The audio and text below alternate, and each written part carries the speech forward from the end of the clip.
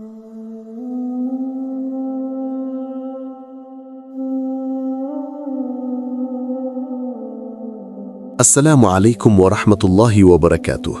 স্বাগতম সুন্নাহ বিটে, যেখানে হৃদয় জাগে আল্লাহর স্মরণে আর জীবনের প্রতিটি ধাপে খোঁজে নেয় সুন্নাহর আলো। আজকের বিষয়, সফলতা আপনারও একদিন আসবে। হ্যাঁ, শুনে হয়তো অনেকেই মনে মনে বলছেন, কিন্তু কবে? আমার দোয়া তো কবুল হয় না, আমার জীবনে তো শুধু কষ্ট, দুঃখ, পরাজয়। ভাই বোন, থামুন এক মুহূর্ত, চোখ বন্ধ করে শুধু এই কথাটা ভাবুন, আল্লাহ কি অন্যায় করেন? তিনি কি কাউকে অবহেলা করেন? না, ওয়ামা রব্বুকা বিযল্লামিন লিল আবিদ। তোমার রব তার বান্দাদের প্রতি কখনোই অন্যায় করেন না। সূরা ফুসসিলাত 46। তাহলে কেন দেরি হচ্ছে? কেন দোয়া এখনো কবুল হয়নি? কেন সফলতা আসছে না? কারণ আল্লাহ দেরি করেন না, তিনি সময় ঠিক করে রাখেন। যেমন চারা গাছকে বড় হতে সময় লাগে, তেমনি তোমার স্বপ্নকেও ফল ধরতে সময় লাগে। আল্লাহর পরিকল্পনা তোমার অপেক্ষার ভেতর লুকানো থাকে। নবী ইউসুফ আলাইহিস সালামের গল্পটা মনে আছে? তাকে ভাইয়েরা কূপে ফেলে দিয়েছিল, তারপর বন্দি করা হলো মিশরের জেলে। বছরের পর বছর কেটে গেল, দোয়া করলেন, কান্না করলেন, আল্লাহর কাছে চাইলেন, কিন্তু কি তিনি হতাশ হয়েছিলেন? না। অবশেষে আল্লাহ তাকে রাজ্যের মন্ত্রী বানালেন। একসময় যারা তাকে ফেলে দিয়েছিল তারাই তার সামনে এসে দাঁড়ালো। এই হলো আল্লাহর পরিকল্পনা। যে ধৈর্য ধরে আল্লাহর পথে থাকে, সফলতা একদিন তারই হয়। দোয়া কবুলের 3 ধাপ। রাসূলুল্লাহ সাল্লাল্লাহু আলাইহি ওয়াসাল্লাম বলেছেন, যখন কোনো বান্দা দোয়া করে তখন আল্লাহ 3 ভাবে উত্তর দেন। হয়তো সঙ্গে সঙ্গে কবুল করেন, হয়তো আখিরাতে এর চেয়ে ভালো কিছু রাখেন, আর কখনো কোনো বিপদ দূর করে দেন এর বদলে। তিরমিজি। তাহলে ভাবুন, আপনি ব্যর্থ নন, আপনি অপেক্ষায় আছেন। এই অপেক্ষা আপনার ঈমানের পরীক্ষা। অপেক্ষার মধ্যে সফলতার বীজ থাকে। অনেক সময় আল্লাহ তোমার দোয়ার সঙ্গে সঙ্গে কবুল করেন না, কারণ তুমি তখনও প্রস্তুত নও। তোমার চরিত্র, তোমার নিয়ত, তোমার ঈমান, এগুলো তৈরি হচ্ছে সফলতার ভার বহন করার মতো হওয়ার জন্য। যেমন তুমি যদি আজ একটি ছোট গাছকে টেনে বড় করতে চাও, সে তো ভেঙে যাবে। ঠিক তেমনি আল্লাহ চান তুমি শক্ত হও, প্রস্তুত হও, তারপর তিনি তোমাকে সফলতা দিন। যখন সবাই বলে তুমি পারবে না, তখন মনে রেখো, আল্লাহ বলেছেন, যদি তোমরা কৃতজ্ঞ হও, আমি তোমাদের আরও বেশি দান করব। সূরা ইব্রাহিম 7। অর্থাৎ হতাশা নয়, কৃতজ্ঞতা শুরু করো। বলো, আলহামদুলিল্লাহ, আমি এখনও চেষ্টা করছি। আলহামদুলিল্লাহ, আমি এখনও হাল ছাড়িনি। কারণ আল্লাহর কাছে সবচেয়ে প্রিয় হলো সেই বান্দা যে পড়ে যায় তবু উঠে দাঁড়ায়, যে কাঁদে তবু আশা ছাড়ে না। বন্ধু, সফলতা তোমার দোয়ার দরজায় দাঁড়িয়ে আছে। তুমি শুধু একটু ধৈর্য ধরো, একটু কৃতজ্ঞ থাকো, আর আল্লাহর উপর ভরসা রাখো। যেদিন সময় ঠিক হবে, তোমার চোখ দিয়ে বয়ে যাবে শুধু কান্না, আর তুমি বলবে, আলহামদুলিল্লাহ, আমার রব কখনো আমাকে ভুলে যাননি। প্রত্যেক মানুষ সফল হতে চায়, কিন্তু সবাই বুঝতে পারে না সফলতা কখনোই সোজা পথ দিয়ে আসে না। আল্লাহ যাদের ভালোবাসেন তাদেরকে তিনি আগে পরীক্ষা করেন। রাসূলুল্লাহ সাল্লাল্লাহু আলাইহি ওয়াসাল্লাম বলেছেন, যাকে আল্লাহ ভালোবাসেন তাকে তিনি পরীক্ষায় ফেলেন। তিরমিজি। তাহলে যখন তুমি বিপদে পড়ো, যখন দোয়া করেও সঙ্গে সঙ্গে ফল পাও না, তখন বুঝে নাও আল্লাহ তোমাকে ভালোবাসছেন। তিনি তোমাকে গড়ছেন, তোমার ভেতর সেই শক্তি, সেই তাকত তৈরি করছেন, যা ছাড়া সফলতা ধরে রাখা সম্ভব নয়। আল্লাহর পরীক্ষা মানেই ভালোবাসার চিহ্ন। তুমি কি জানো নবী আইয়ুব আলাইহিস সালামের উপর আল্লাহ কেমন পরীক্ষা দিয়েছিলেন? তার সমস্ত ধন সম্পদ চলে গেল, শরীরে অসুখ এলো, সন্তান হারালেন, এমনকি মানুষও তাকে দূরে সরিয়ে দিল। কিন্তু কি বলেছিলেন আইয়ুব আলাইহিস সালাম? আমি দুঃখে পড়েছি, হে আল্লাহ, তুমি তো সবচেয়ে দয়ালু। সূরা আনবিয়া 83। দেখো কি গভীর কথা। তিনি কখনো অভিযোগ করেননি, বলেননি কেন আমার সঙ্গে এমন হলো, বরং তিনি কাঁদলেন, তবু আশায় ছিলেন। আর তখনই আল্লাহ বললেন, আমরা তার দোয়া কবুল করলাম এবং তার কষ্ট দূর করে দিলাম। সূরা আনবিয়া ৮৪। তোমারও জীবনে হয়তো এখন সেই অধ্যায় চলছে যেখানে তুমি অপেক্ষায় আছো, সহ্য করছো, কিন্তু ফল পাচ্ছ না। শোনো, এটাই সেই সময় যখন আল্লাহ তোমার ঈমান পরিমাপ করছেন। তুমি যদি টিকে থাকো, সফলতা এমনভাবে আসবে যা তোমার কল্পনাকেও ছাড়িয়ে যাবে। ব্যর্থতা নয়, এটা প্রশিক্ষণ। যখন কোনো মুসলিম পরিশ্রম করে কিন্তু ফল পায় না, তখন এটা ব্যর্থতা নয়, এটা প্রশিক্ষণ। আল্লাহ বলেছেন, আমি তোমাদেরকে অবশ্যই পরীক্ষা করব ভয়, ক্ষুধা, সম্পদের অভাব, প্রাণ ও ফলের ক্ষতি দিয়ে, আর ধৈর্যশীলদের সুসংবাদ দাও। সূরা আল বাকারা ১৫৫। এই পরীক্ষা তোমার জন্য কষ্ট নয়, বরং এটি তোমাকে প্রস্তুত করছে বড় দায়িত্বের জন্য। যেমন একজন সৈনিক যুদ্ধের আগে কঠোর প্রশিক্ষণ নেয়, সে তখন কষ্ট পায় কিন্তু জানে এই কষ্টই একদিন তাকে বিজয় এনে দেবে। তুমি যদি আল্লাহর পথে চেষ্টা করো, দোয়া করো, তবু বাধা আসে, বুঝে নিও আল্লাহ তোমাকে জাহান্নাম থেকে মুক্তি, জান্নাতে উচ্চ মর্যাদা এবং এই দুনিয়াতেও বরকতময় সফলতার জন্য প্রস্তুত করছেন। দেরি মানেই ব্যর্থতা নয়। অনেক সময় আমরা ভাবি, আমি তো নামাজ পড়ি, দোয়া করি, তবু কিছুই হয় না। কিন্তু আল্লাহর জবাব হয়তো এমন, আমি তোমার দোয়া শুনেছি, কিন্তু আমি জানি কখন দেওয়া ভালো। যেমন একটি মা তার সন্তানের জন্য সব কিছু করে, কিন্তু সব চাওয়ার সঙ্গে সঙ্গে দেয় না, কারণ মা জানে সময় না হলে সেটা ক্ষতি ডেকে আনবে। ঠিক তেমনি তোমার রব জানেন কখন, কোথায়, কাকে কি দিতে হবে। তিনি তোমার দোয়া শুনেছেন, তোমার অশ্রু দেখেছেন, তোমার রাতের সেজদা জানেন। শুধু সময়টা ঠিক হলেই তিনি তোমাকে সেই রিজিক, সেই সফলতা, সেই সম্মান দেবেন যা তোমার জন্য লেখা আছে লৌহে মাহফুজে। তোমার কষ্টই একদিন তোমার শক্তি হবে। যখন তুমি আল্লাহর জন্য ধৈর্য ধরো, তোমার ভেতর এমন এক শক্তি জন্ম নেয় যা কাউকে শেখানো যায় না। তুমি হয়তো আজ কাঁদছো, কিন্তু কাল সেই কান্নাই তোমার হাসির কারণ হবে। তুমি হয়তো এখন একা, কিন্তু আল্লাহ বলছেন, আমি তোমার সাথে আছি যখন তুমি একা। সূরা আহদাদ ১ থেকে ৪ এর তাফসিরের ব্যাখ্যায় অনেক আলেম এমন ইঙ্গিত করেছেন যে আল্লাহ কখনো একাকিত্বে বান্দাকে ত্যাগ করেন না। বন্ধু, সফলতার রাস্তা সবসময় ফুলে মোড়া নয়, এটা অনেক সময় চোখের জলে ভেজা, কিন্তু সেই জলের মধ্যেই আছে বরকা। তুমি যদি সেই জলে হাঁটতে থাকো, তুমি একদিন এমন এক জায়গায় পৌঁছাবে যেখানে তুমি শুধু বলবে, আলহামদুলিল্লাহ, আমি টিকে গেছি আর আল্লাহ আমাকে সম্মান দিয়েছেন। প্রত্যেক মানুষ সফল হতে চায়, কিন্তু সফলতা বলতে আমরা আসলে কি বুঝি? অর্থ, খ্যাতি, সম্মান? না, এগুলো কেবল সফলতার বাহ্যিক রূপ। আসল সফলতা হলো আল্লাহর সন্তুষ্টি অর্জন করা। সফলতা মানে আল্লাহ তোমার সাথে খুশি। একজন মানুষ যদি দুনিয়ার সব কিছু হারায় কিন্তু আল্লাহ তার সাথে খুশি থাকেন, সেই আসল সফল মানুষ। আল্লাহ বলেন, যার আমল ভালোভাবে গৃহীত হবে সেই সফল হবে। সূরা আল মুমিনুন ১-২।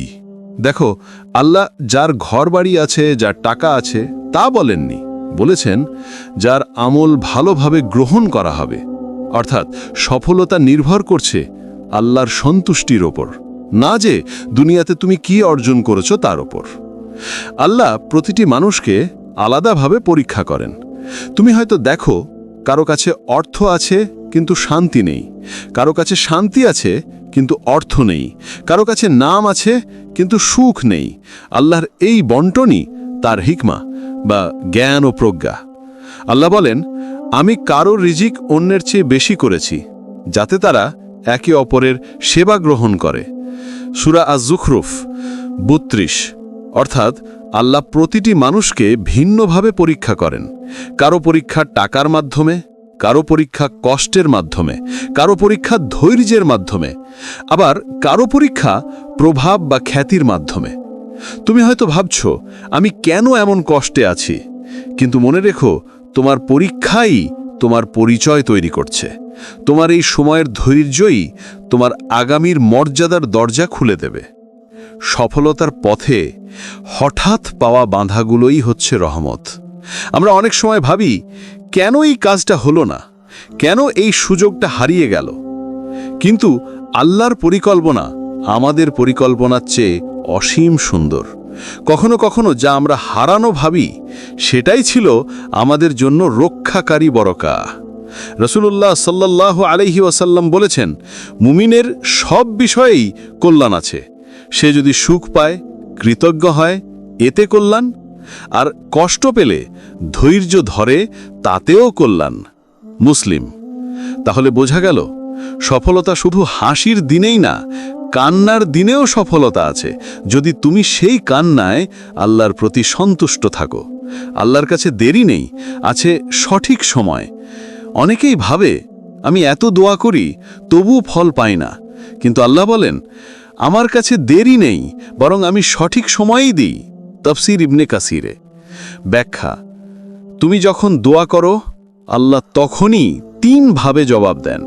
তিনি সঙ্গে সঙ্গে দিয়ে দেন, তিনি ভালো সময় পর্যন্ত অপেক্ষা করান, অথবা তিনি এর বিনিময়ে তোমার কোনো বিপদ সরিয়ে দেন।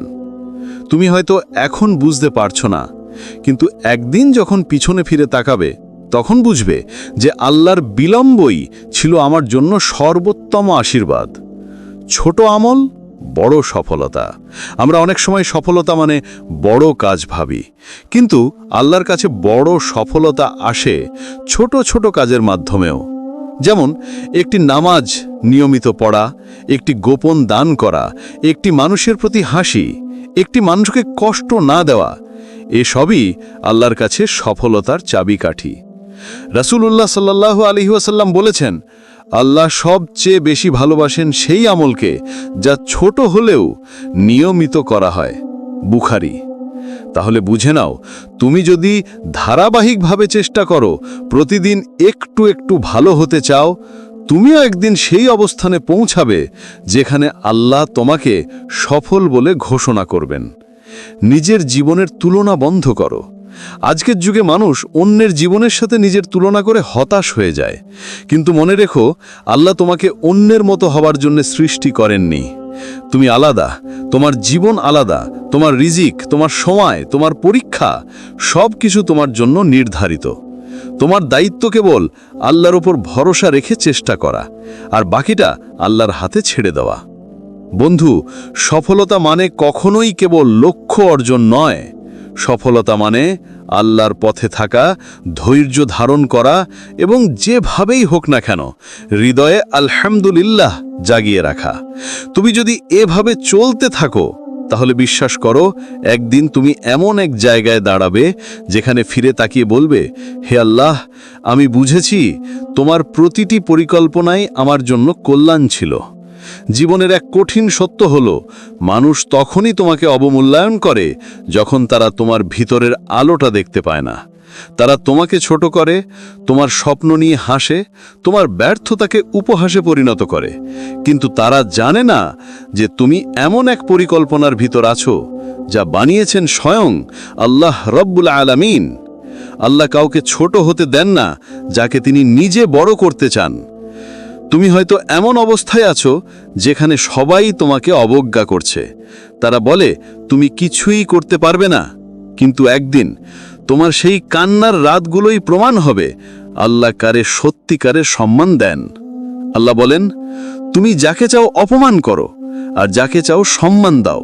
সম্মান তো আল্লাহরই হাতে। সূরা আল ইমরান 26। তাহলে যখন কেউ তোমাকে ছোট করছে, তুমি নিশ্চিন্ত থাকো, তারা তোমার ভাগ্য নির্ধারণ করছে না, বরং আল্লাহ তোমার মর্যাদা তৈরি করছেন। অপমানও আল্লাহর রহমত হতে পারে। তুমি হয়তো ভাবছো, আমি তো কারো ক্ষতি করিনি, তবুও কেন সবাই আমার বিপক্ষে? কিন্তু বুঝে নাও, আল্লাহ অনেক সময় মানুষের মুখ দিয়ে তোমাকে দূরে সরিয়ে দেন, যাতে তুমি তার কাছে ফিরে আসো। তুমি যদি সেই কষ্টে বলো, হে আল্লাহ, আমি তোমারই উপর ভরসা করি, তাহলে তুমি তখনই জিতে গেলে। রাসূলুল্লাহ সাল্লাল্লাহু আলাইহি ওয়াসাল্লাম বলেছেন, যে ব্যক্তি মানুষের অপমানের বদলে আল্লাহর উপর নির্ভর করে ধৈর্য ধারণ করে, আল্লাহ তাকে এমন মর্যাদা দেন যা আগে কেউ পায়নি। তিরমিজি। তাহলে বুঝো, মানুষ তোমাকে নিচে নামাতে পারে, কিন্তু আল্লাহ সেই নিচ থেকে তোমাকে এমন উচ্চতায় তুলে দেন যেখানে কেউ পৌঁছাতে পারে না। যখন মানুষ ভুলে যায়, তখন আল্লাহ তোমাকে মনে রাখেন। দুনিয়ার মানুষ তোমার কাজ ভুলে যাবে, কিন্তু আল্লাহ কখনো কিছু ভুলে যান না। তুমি হয়তো একবার কাউকে সাহায্য করেছিলে, একবার কাউকে কাঁদতে দেখে চুপচাপ পাশে দাঁড়িয়েছিলে, তুমি হয়তো কাউকে ক্ষমা করেছিলে। সব কিছু লেখা আছে আল্লাহর কাছে। আল্লাহ বলেন, তোমার প্রভু কোনো কিছুকেই ভুলে যান না। সূরা মারিয়াম 64। তাই যখন কেউ তোমাকে অবহেলা করে, তখন মনে রেখো, তুমি এমন এক নজরে আছো যেখানে তোমার প্রতিটি কান্না, প্রতিটি দোয়া গোনা হচ্ছে। আল্লাহ কখনো অপমানকে অপচয় হতে দেন না। তুমি হয়তো কাউকে কিছু বলনি, শুধু চুপ করে গিয়েছো। মানুষ ভেবেছে তুমি দুর্বল, কিন্তু আল্লাহ বলেন, আমি ধৈর্যশীলদের সঙ্গেই আছি। সূরা আল বাকারা 153। তুমি জানো, যখন কেউ তোমাকে কষ্ট দেয়, তুমি যদি চুপ থেকে আল্লাহর কাছে ফেলে দাও, তাহলে আল্লাহ নিজে তোমার হয়ে বিচার করে দেন। রাসূলুল্লাহ সাল্লাল্লাহু আলাইহি ওয়াসাল্লাম বলেছেন, যে নিজে প্রতিশোধ নেয় না, বরং আল্লাহর ওপর ভরসা রাখে, আল্লাহ তাকে নিজ হাতে সম্মানিত করেন। আহমদ। তাহলে তুমি কিছু বলো না, তুমি শুধু চুপ থাকো, দোয়া করো, কারণ একদিন আল্লাহ তোমার জীবনে এমন সময় আনবেন যখন সেই একই মানুষরা বলবে, আমরা তো তাকে চিনতেই পারছি না। সম্মান আসে তখনই যখন তুমি শুধুই আল্লাহর জন্য চেষ্টা করো। মানুষের সম্মান ক্ষণস্থায়ী। আজ তারা প্রশংসা করবে, কাল সমালোচনা করবে, কিন্তু আল্লাহর সম্মান চিরস্থায়ী। তুমি যদি তোমার কাজ, তোমার দোয়া, তোমার সেবা, সব কিছুর নিয়ত শুধুই আল্লাহর জন্য করো, তাহলে তিনি নিজেই তোমাকে উঁচু করবেন। আল্লাহ বলেন, যে নিজেকে বিনয়ী রাখে, আমি তাকে উঁচু করে দিই। হাদিস, মুসলিম। তাই তুমি চুপ থাকো, অহংকার করো না, আর মানুষের প্রশংসা চাও না, কারণ একদিন আল্লাহ এমনভাবে তোমাকে তুলবেন যেখানে তোমার নামই হবে অনুপ্রেরণা। আজকের অপমানই কালকের সম্মানের পথ। সব সফল মানুষ একসময় অবমূল্যায়িত হয়েছিল। নবী মুসা আলাইহিস সালামকে বলা হয়েছিল জাদুকর, নবী নূহ আলাইহিস সালামকে বলা হয়েছিল পাগল, নবী মুহাম্মদ সাল্লাল্লাহু আলাইহি ওয়াসাল্লামকে বলা হয়েছিল মিথ্যাবাদী, কিন্তু আজ তাদের নামেই ইতিহাস লেখা হয়েছে। তোমার জীবনেও সেই একই নিয়ম কাজ করছে। আজ তোমাকে নিয়ে মানুষ হাসছে, কিন্তু একদিন তোমার সফলতা দেখে তারা চুপ হয়ে যাবে, কারণ আল্লাহ বলেন, আমি ধৈর্যশীলদের ফল দিব কোনো হিসাব ছাড়াই। সূরা আজ-জুমার 10। তাহলে তুমি চুপ থাকো, অহংকার করো না, আর মানুষের প্রশংসা চাও না, কারণ একদিন আল্লাহ এমনভাবে তোমাকে তুলবেন যেখানে তোমার নামই হবে অনুপ্রেরণা।